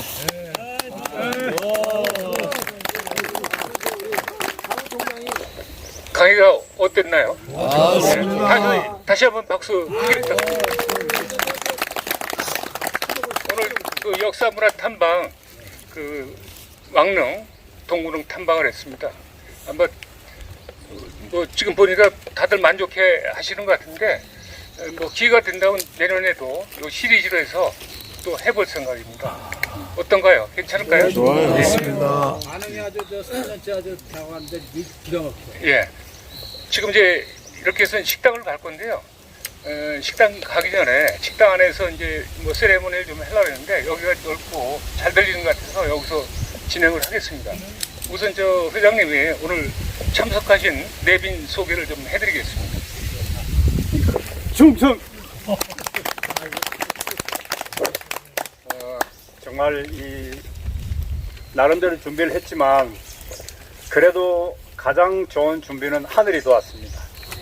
날씨가 너무 좋아가지고 그 부담 없이 그런 것 같습니다. 정말 그 다들 그 신현덕 우리 그 교수도 보물이지만 여기 오신 우리 15기 동기들 다 정말 한 사람 한 사람 또 그 사모님 다 정말 오늘 보니 너무 인상들도 좋고 다 보물들이고 정말 대단하신 분들이 이 동구 9명을 와주셔서 참 준비한 사람 중 한 사람으로서 너무 좋습니다. 그래서 다들 이런 좋은 시간을 내주신 우리 동기와 그 사모님께 다시 한번 감사드리고요.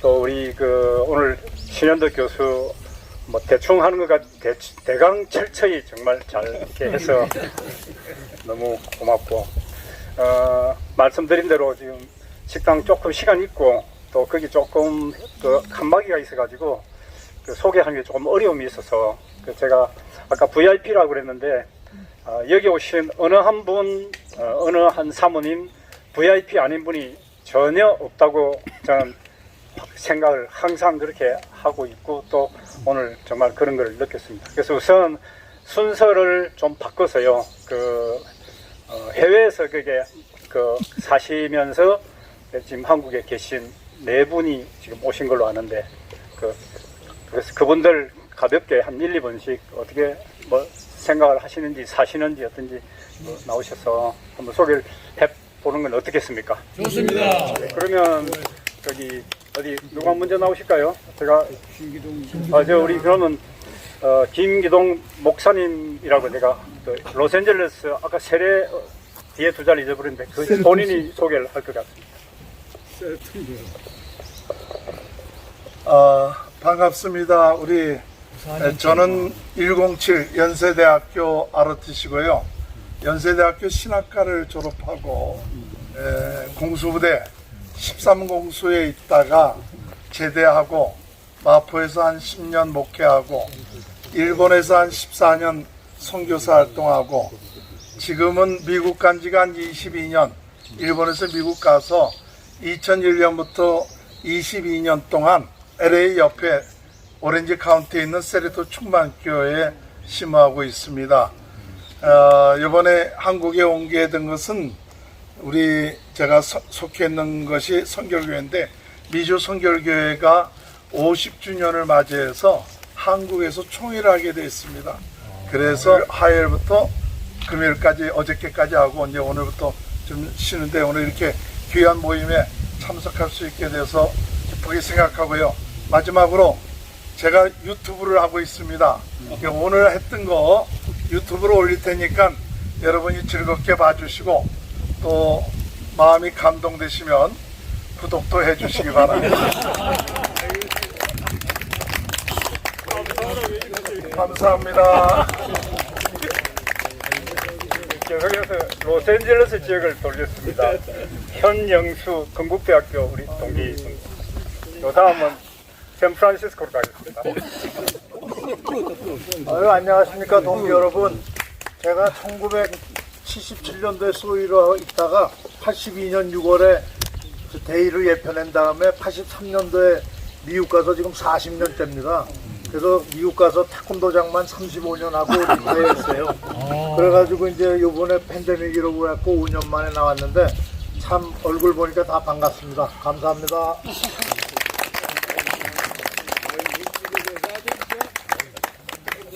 샌프란시스코는 그냥 나오셨네요.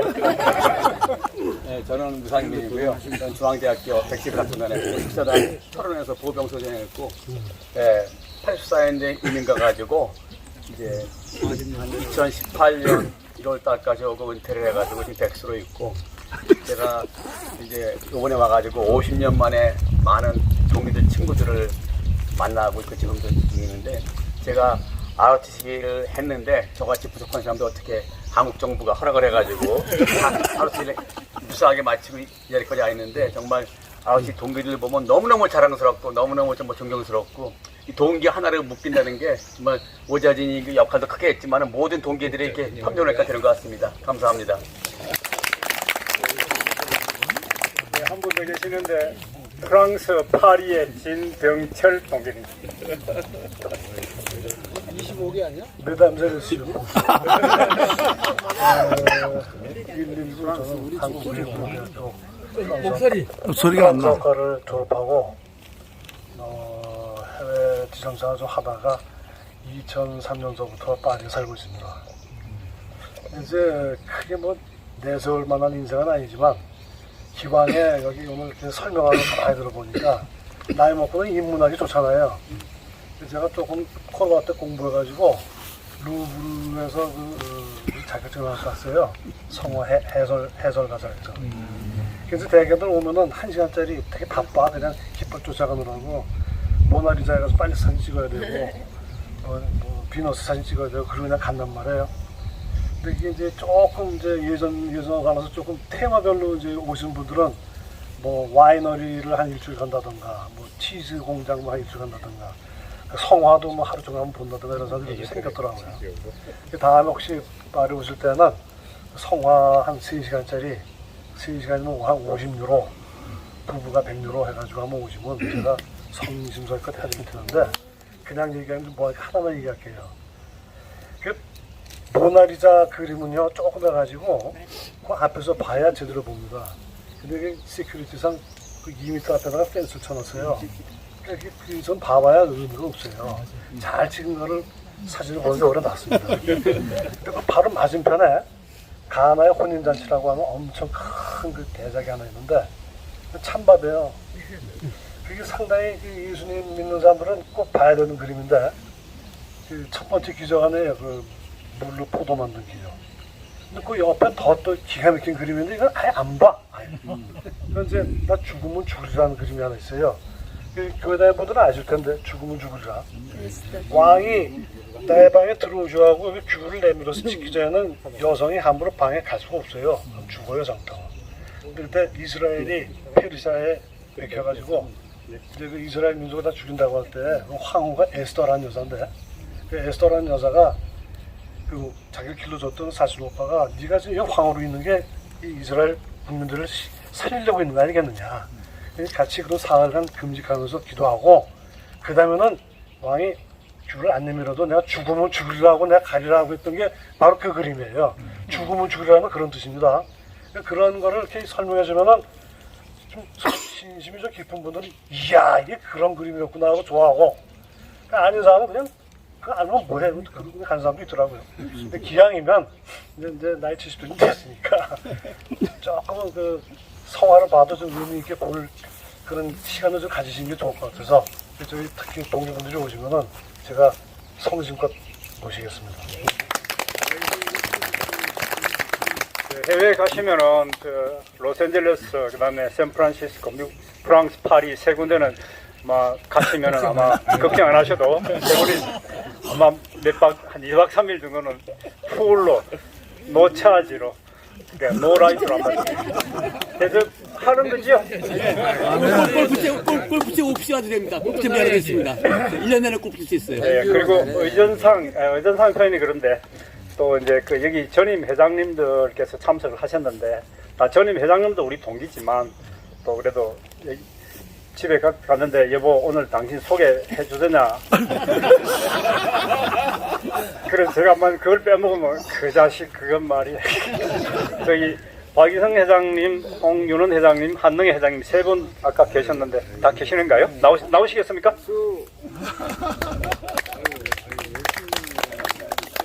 뭐 별도로 인사드릴 수는 없고요. 전 2022년도에 회장을 했었습니다. 근데 그때 코로나로 인해서 여러분들 그 제대로 인사 못 드려서 정말 죄송하게 생각하고 금년 연말 총회 때 얼굴 다시 한번 뵙겠습니다. 감사합니다. 충성! 사모님한테 저녁에 그 자식 소개했다고 말씀해 주십시오. 지금은 이제 저녁 식사 시간이 가까워서 깔끔하게 그 다음에 이제 우리 9월 달에 그 9월 2일부터 9월 9일까지 그 크루즈 여행을 그 지금까지 그 준비하고 고생하고 정말 지금도 계속해서 고생하시는 우리 합창 단원이자 우리 또 집행부의 부장이신 김상수 우리 단장님 가볍게 인사 받겠습니다. 가는 분도 있고 안 가는 분도 있고. 막 그래도 그냥 동기 행사니까. 예, 김상수입니다. 이게 뭐 되게 끙끙거리네요. 예, 일단 준비는 대충 끝나가고 있고요. 크루즈는 어제부로 이제 그 예약금을 마저 다 보냈습니다. 그래서 78명, 39방이 가기 때문에 사실은 대군인데 그래도 뭐 명색이 소대장들을 하셨으니까 믿고는 갑니다만은 4년 전 기억으로 보면 별로 믿을 것도 없더라고요. 어제 밤에도 외국에서 어떤 분이 전화가 와서 꼬박 한 35분간 통화를 했는데 제가 이제 마지막 결론을 얘기를 해준 게 있어요. 너희 친구 니나, 나나, 자네 부인이나 우리 부인이나 다 할매 할배다. 그것만 알고 내가 시키는 대로 하든지 아니면 네 마음대로 하든지 그랬더니 내 시키는 대로 한다 합니다. 그래서 가는데 아마 이 여행이 우리가 인생에서 마지막으로 아마 같이 할 수 있는 인생 여행일 겁니다. 그래서 나름 코스도 좋고 또 날씨는 뭐 당연히 좋을 겁니다. 그래서 같이 가시는 분들은 행복한 여행이 되기를 바라고요. 혹시 또 못 가시는 분들 중에 죽어도 가야 되겠다는 분은 저한테 개인적으로만 연락하세요. 그러면은 본인이 직접 할 수 있는 방법만 알려드리고 거기서 합류해서 같이 가는 거는 얼마든지 할 수는 있는데 우리가 원래 80명을 이제 했거든요. 계획을 했는데 78명이 되고 난 뒤에 자꾸 기다릴 수가 없어서 이제 마감을 시켰는데 그렇게 한 이유는 그 대형 버스가 이제 50인승 아닙니까? 근데 2대를 빌리더라도 일단 그 같이 가는 그 이제 사모님들은 또 이렇게 백도 있고 하니까 조금 여유 있게 하자 해서 한 대당 40명씩을 해서 하면은 2대면 되겠다. 그래서 80명으로 한 거니까 혹시 지금 지금이라도 이제 크루즈 라인은 열려 있으니까 꼭 했으면 좋겠다 싶은 분이 있으면은 따로 개인적으로만 연락을 주시면은 어떤 식으로 해서 예약을 해서 밀라노에서 이렇게 합류만 해달라 그러면은 뭐 몇 명까지는 아마 버스 좌석이 여유가 있으니까 갈 수는 있을 겁니다. 그렇게 하는 걸로 하고 인사를 마치겠습니다. 감사합니다. 여기 나오시게 한 거는 이번에 가시는 분들 못 가시면 좀 죄송하긴 하면 가시는 분들의 경우에 가서 좀 신경 좀 많이 써달라고 그래 불러서 모셨습니다. 양해를 구하겠습니다. 한 가지만 더 부탁드리고 내려가겠습니다. 내려가면 또 인사를 못 할 거니까 우리 집행부 또 의전상 그죠? 의전상 집행부 우리 분들하고 사모님들을 여기 좀 한번 나오셔서 한번 누가 집행부인지도 모를 수도 있으니까 한번 얼굴 맞추면 사모님들까지 같이 나오시면 좋겠습니다. 같이 이렇게 한번 누군지 알고는 예, 집행부 우리 부회장님들 특보 그다음에 사모님들 한번 나와서 우리 인사 한번 하시죠. 오세요. 거기 두 분도 오셔야 되겠네. 특보 김한배 사모님 안 나오십니까? 얼른. 예, 나오시면 돼요. 예. 뭐하노? 모시고 온다고. 모시고 온다고. 맨날 예? 제가 그냥 기억력이 나쁘지만 그래도 이름표가 있으니까 이름 다 외울 것 같습니다. 조재만 사모님은 안 오셨어요? 밑에 다리가 아파서. 예, 인사하시죠. 아, 네. 아니, 인사드렸습니다. 아까 분이 알겠습니다. 우리 좀 소개해드리고요. 네. 그 다음에 우리 김상수 부회장님요. 그 다음에 여기 우리 기룡사로 있잖아요. 애경사 조동관 부회장님. 이제 너무나 잘 아시는 우리 행사 담당, 우리 이번에 동구동 행사를 비롯해 정황석 부회장님. 그 다음에 우리 그냥 돈 문제, 자금부터 시작해서 사무이 총장, 우리 박정모 우리 총장님. 감사드립니다. 특보라 이제 사실 부회장님 김항배 부회장님. 그다음에 농사 뭐라 그랬죠? 아까 봉사 그렇습니다. 김영규 부회장님. 그리고 서울 우리 이대성 계속해서 부회장님으로 저를 올해 많이 도와주고 계신 이대성 부회장님. 우리 이용근 예, 안 나오셨어요? 어디 있어요? 이용근 총장님 오세요. 예, 왜 안 나오셨어요? 나오세요. 후임자 하나 골라놓고 나가세요. 예. 여러분 잘 아시겠습니다만 근 10년, 7, 8년 이상 우리 사무일 총장을 맡아서 고생하셨는데 사모님도 옆에 한번 아니 뭐 이용훈 총장은 모르고 간첩인데 맞습니다. 예, 보니까 더 오시네요. 특히 우리 이용근 우리 총장님은 최근에 건강이 좀 좋아지시긴 한데 아무튼 더 빨리 쾌차해서 뭐 별거 아닌 것 같아요. 요즘은 뭐 다들 워낙 의식이 좋아서 잘 나가니까요. 정말 우리 전부 그냥 그 제가 차렷 경례하면 인사 한번 하고 식당으로 이동하도록 하면 되겠죠. 안해. 그럼 열중 차렷. 경례. 감사합니다. 안내하고 내려가겠습니다. 바로 안 하니까 못 내.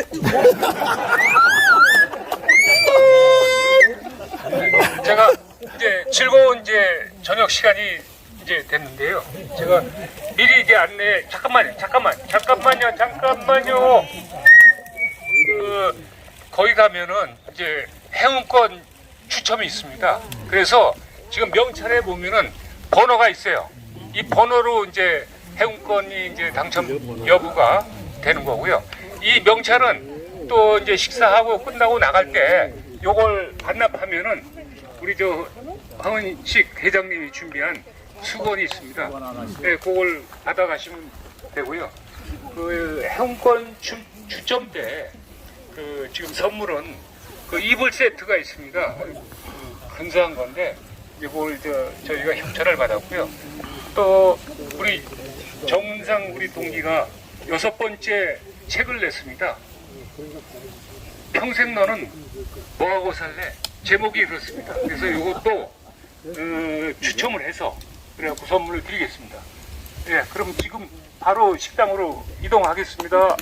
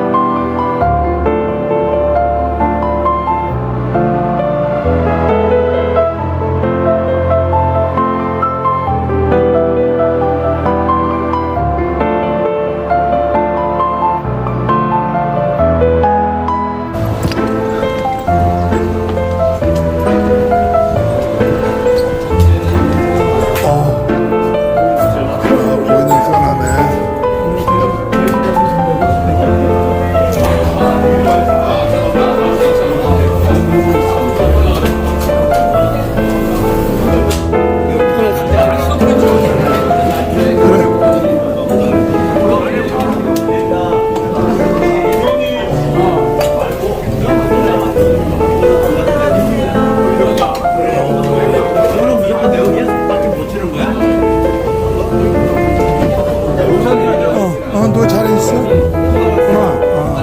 반갑다. 하나, 둘, 셋, 하나, 둘, 셋.